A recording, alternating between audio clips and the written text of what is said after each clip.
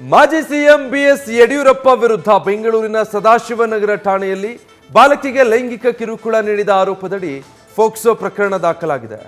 ಈ ಪ್ರಕರಣದ ಬಗ್ಗೆ ಪ್ರತಿಕ್ರಿಯೆ ನೀಡಿರೋ ಬಿಎಸ್ವೈ ನನ್ನ ಮೇಲಿನ ಆರೋಪ ನಿರಾಧಾರವಾದದ್ದು ಅಂತ ತಿಳಿಸಿದ್ದಾರೆ. ಅಲ್ಲದೆ ತಮ್ಮ ಮೇಲಿನ ಲೈಂಗಿಕ ಕಿರುಕುಳ ಆರೋಪವನ್ನ ಯಡಿಯೂರಪ್ಪ ತಳ್ಳಿ ಹಾಕಿದ್ದಾರೆ. ನನ್ನ ಮೇಲೆ ಯಾರೋ ಬೆಂಡ್ ಮಗಳು ಕಂಪ್ಲೇಂಟ್ ಕೊಟ್ಟಿದ್ದಾಳೆ ಅಂತ ಗೊತ್ತಾಯ್ತು.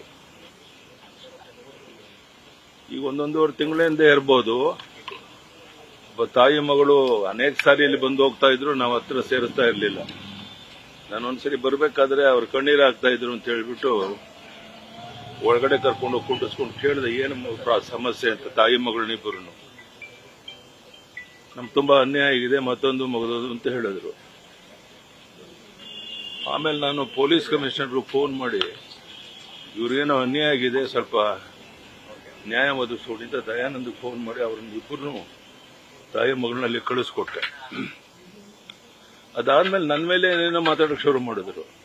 ಅಲ್ಲೇನೆ ನಾನು ಹೇಳಿದೆ, ಇದು ಯಾಕೋ ಆರೋಗ್ಯ ಮನುಷ್ಯನ ಸರಿ ಇದ್ದಂಗೆ ಕಾಣಲ್ಲ, ಹೆಚ್ಚು ಮಾತಾಡೋ ಉಪಯೋಗ ಇಲ್ಲ ಅಂತ ಹೇಳ್ಬಿಟ್ಟು ನಾನು ಅವರನ್ನ ಪೊಲೀಸ್ ಕಮಿಷನರ್ ಕಳಿಸ್ಕೊಟ್ಟೆ. ಪೊಲೀಸ್ ಕಮಿಷನರ್ ಎಲ್ಲ ವಿಚಾರನ ತಿಳ್ಕೊಳ್ಳುವಂತ ಪ್ರಯತ್ನ ಮಾಡಿದ್ದಾರೆ. ಇದನ್ನ ಬೇರೆ ರೀತಿ ಮಾಡಿ ಈಗ FIR ಏನೋ ಆಗಿದೆ ಅಂತ ಹೇಳಿದ್ರು.